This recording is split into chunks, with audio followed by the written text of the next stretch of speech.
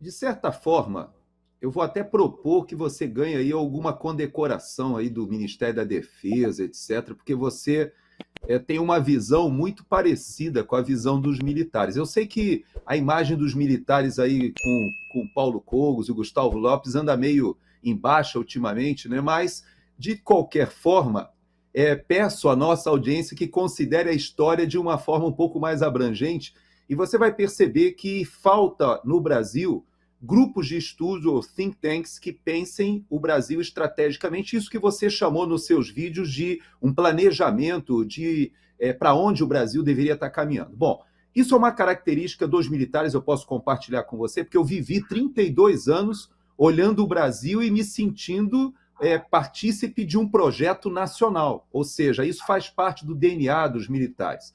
E por que eu quero fazer essa provocação com você? É que nós, militares, nós olhamos os interesses do Brasil. Mesmo eu morando aqui nos Estados Unidos, eu faço todas as minhas análises de geopolítica colocando o Brasil como centro da minha análise e perguntando, sim, e daí para o Brasil? Qual é a consequência para o Brasil? Como é que o Brasil se coloca nessa discussão? E eu vejo que você tem uma pegada muito parecida. Você mora do outro lado, né, lá na Austrália, mas eu queria te fazer uma provocação, porque você tem instigado a esquerda a justamente reconhecer que o Lula, muitas e muitas vezes, a política do PT, eu acho até que você faz isso com uma certa malícia e maldade, maldade eu digo no discurso, né? Porque você meio que provoca dizendo para eles que o Lula é um capacho do Biden. Eu já vi você usar essa expressão várias vezes. E eu que moro aqui nos Estados Vassalo. Unidos,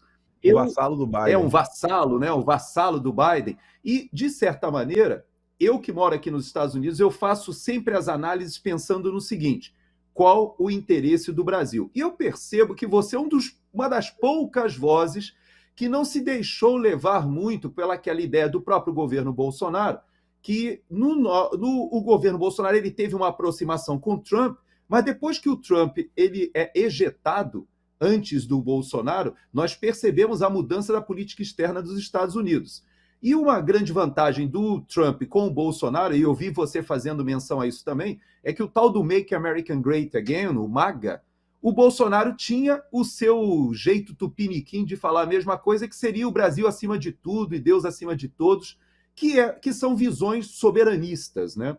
Então eu queria que você falasse um pouquinho para a gente o seguinte: eu tenho a impressão que você olha os Estados Unidos da mesma forma que muitas vezes os militares olham, porque nós, militares, olhamos os interesses do Brasil colocando a parte comercial com a China, por exemplo, e colocando a nossa relação científica e tecnológica com o Ocidente, mas nós olhamos sempre como inserir o Brasil dentro de uma política internacional, uma política externa mais equilibrada. E o governo do PT hoje parece que está numa política externa meio esquizofrênica, né? Querendo se colocar contra Israel, contra os Estados Unidos, mas ao mesmo tempo você denuncia.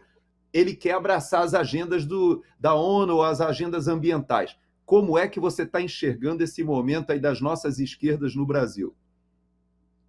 Laquim, eu faço uma brincadeira que tem um grande fundo de verdade, que eu falo, gente, hoje eu não acredito mais em ninguém. Só na tia do Zap. Eu não acredito nos Estados Unidos. Eu não acredito na ONU. Eu não acredito na OCDE. Eu só acredito na tia do Zap. Porque quanto mais eu procuro, mais eu tento estudar, eu vejo que ninguém gosta do Brasil. Quando eu fiz o vídeo da Fundação Ford, eu vendo tudo que fizeram, sei lá, você começa com os ingleses. Acho que se teve uma nação que realmente sabotou o Brasil foi a Inglaterra. Essa daí, assim, de disparado. Desde a criação da dívida, a pressões internacionais, a problemas econômicos, a sabotarem o Barão de Mauá, a própria questão do Axis, os Rothschild, porque foi lá a casa de Rothschild da Inglaterra. Aí você tem os Estados Unidos. A Fundação Ford também estava aqui desde o início. A Inglaterra ainda roubou a borracha brasileira. O Brasil tinha era o petróleo da época, roubaram, mas beleza, vida que segue. Depois tem os Estados Unidos, todo o pessoal da Ford, depois da Fundação Ford. E aí, quando eu fiz esse vídeo da Fundação Ford, tinha uma parte que era interessante. Se eu não me engano, foi o McNamara, era a época o representante da Fundação Ford da época. Não tenho certeza se era esse cara na época. Mas, enfim, um desses representantes, eu lembro que ele chegou a vir ao Brasil e ele perguntou ao FHC como é que estava a visão do brasileiro em relação aos Estados Unidos. E aí o FHC falou, tá de boa, velho, tá de relaxa, agora tá de boa, agora todo mundo acha que vocês são bonzinhos. E assim, quando eu vi isso, e aí juntando, porque você lê os jornais antigos, pelo menos os que estão disponíveis na Biblioteca Nacional, aí você pode falar, às vezes são jornais, sei lá, de um viés que não gostasse. Pô, mas a maior parte dos jornais meio que pensavam de uma forma relativamente similar.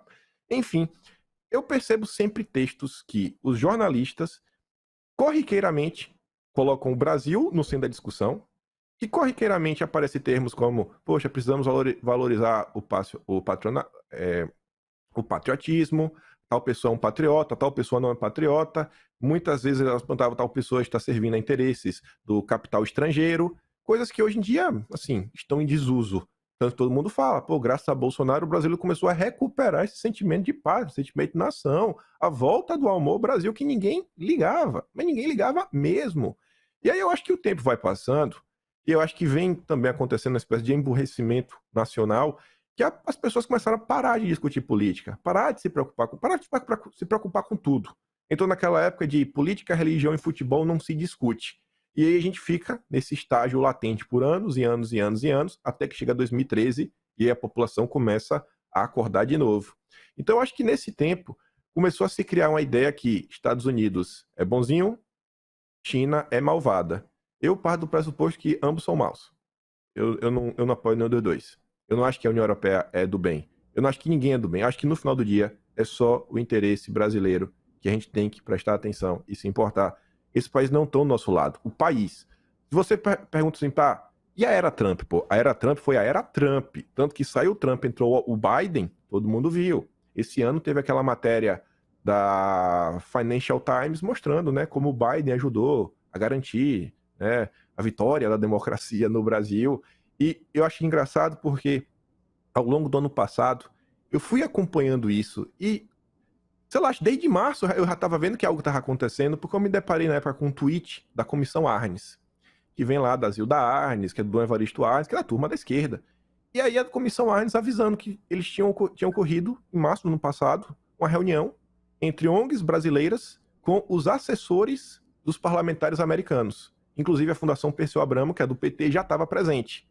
Isso começa em março, aí vai crescendo. Dos assessores, as ONGs se encontram com os políticos. Sempre quem patrocinou esse meio de campo foi aquele Washington Brasil Office. Quando chega mais ou menos em junho, julho, aí os políticos brasileiros já se encontram com os políticos americanos. Tem cartinha, tem Miriam Leitão comentando sobre o tema. Aí a coisa vai crescendo, até reunião disso, reunião daquilo outro, e aí você vê o que aconteceu no final do dia, revelado pelo Financial Times. Você fala, cara, isso é muito intrigante. Sempre ONGs internacionais. E aí quando você olha, quem é que está por trás dessas ONGs? Open Society Foundation. A Open Society é da China? Não é. Aí você vê a área ambiental, quem está por trás de WWF é da China? Não é. É a Rússia? Não é. Greenpeace? Não é. São ONGs financiadas grande parte por ocidentais, Estados Unidos e Europa. Isso faz da China boazinha? Não, a China é do mal. Olha todo o projeto deles, o que eles querem fazer, eles deixam claro. Olha o que é o projeto da nova Rota da Seda, o Belt and Road Initiative. Eles querem comprar exatamente os setores estratégicos do país. Eles querem comprar outro país. Eles comandarem. A gente já sabe, ele é aquele inimigo que avisa. Eu sou seu inimigo. A gente já sabe. Só que o pessoal tem essa visão romantizada que não, a União Europeia está do nosso lado. Não tá, gente. Mas não tá mesmo.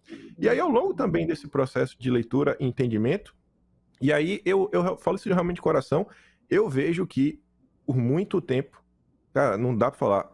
Você pega, você vê as movimentações, o que os governos militares fizeram.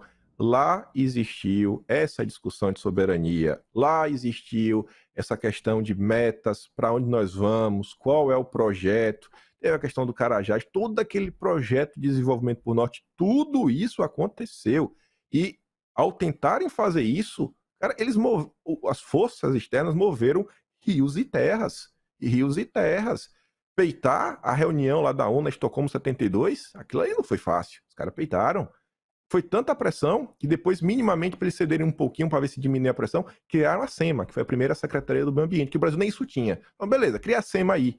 mas é o tempo todo atuando contra. E você pega, você vê os relatórios, você vê os dossiês que eles mesmos produziam, você vê as matérias da época, eles mostrando, olha o que a imprensa está falando, olha por onde está vindo a penetração. E uma tentativa de minar o governo. Você vê, o governo militar, ele sofre a sua primeira grande crise perante a população na crise do petróleo. A crise do petróleo de 73. O que aconteceu no ano antes? O relatório do Clube de Roma sobre os limites do crescimento, que falou que a Terra ia acabar e que tinha que parar, combustível fóssil chegar ao fim. Em 78, aí já tem uma matéria que deixa, assim, alguém fez essa análise na época, mas em 78 é uma matéria óbvia, assim, que é da revista Manchete, que falava, ó, a crise do petróleo, 73, teve como uma das coisas que reforçaram essa crise o relatório do Clube de Roma, dos limites do crescimento. E você vai, olha que coincidência, os caras vão lá, são dois países que estavam no foco, Índia e Brasil, peitando, falam, não, a gente vai se desenvolver, vai ter indústria, o Brasil vai pra frente. Não, vai lá e é sabotado. E toma uma rasteira, mas uma rasteira com força, que é a crise do petróleo. A gente fala do pró-álcool, sai no governo militar. Mas as questões ligadas ao álcool, você pode se remeter pelo menos 1930. Já tinha tecnologia no Brasil. E aí, na época, a imprensa falava que era urgente que a gente se debruçasse sobre isso, porque se a gente tira o álcool do papel, a gente ganhava independência do capital internacional, a gente não ia ficar vulnerável a alterações no câmbio, nos valores do petróleo, a gente não tá de boa. 1930, por que isso não saiu do papel? Por que você fica se questionando para falar, ó, os Rockefeller estão aqui, ó, os Rockefeller, eles estão levando todos o nosso ouro. Aí você às vezes não pode ter a resposta porque saiu. Só que você corre para 1957, no Brasil, tivemos a CPI, eu chamo de CPI dos Rockefeller, porque foi uma CPI em cima da Esso, uma CPI em cima da Shell e outras petrolíferas americanas. Nessa CPI ficou provado documentalmente que eles estavam pagando a mídia nacional para abafar a campanha do petróleo é nosso. Então você vê que tem um movimento para impedir a soberania energética do Brasil. Nenhum país se desenvolve sem energia. É impossível ter uma indústria sem energia. A turma percebeu isso lá atrás, mas a população até hoje não percebe. E aí a gente tenta olhar, às vezes, para a história sempre com a ótica maniqueísta. Ou é bem ou é mal. Você não pode tentar olhar para trás e falar, cara, quais foram os aspectos positivos? Onde estão os erros? Eu acho que até se você, sei lá, até o Sarney não, vou falar isso de coração. Eu já parei para ler o governo Sarney, eu vi tanta coisa que eu falei, cara, olha, o Sarney tava certo nessa daqui, viu? Parabéns, Sarney. Parabéns, Sarney, fez uma coisa útil. Uma menina fez uma thread mesmo muito interessante sobre isso. Então, assim, não dá pra gente olhar pro nosso passado e falar assim, e no final do dia falar, ou os militares foram perfeitos ou não foram perfeitos. Se a gente não começar a tentar entender a história, ver os calos, ver os problemas, da mesma forma que sabotaram petróleo, álcool, etanol, etc, tudo mais, sabotaram o projeto nuclear brasileiro, sabotaram a Belo Monte. O Rodrigo Agostinho tá falando na possibilidade dessa renovação da concessão de Belo Monte já está construída, produz 10% da energia nacional, mas a depender se não poder garantir a vida, etc, lá do Xingu, vai ter que reduzir a capacidade de produção. Olha o absurdo! Energia limpa renovável. Tá vendo que essa agenda é de mentira, que eles não estão nem aí pra nada? Assim, eu fico maluco. A gente começar a falar aqui de Brasil, eu fico maluco. De segunda a sexta, às 20 horas, horário de Brasília.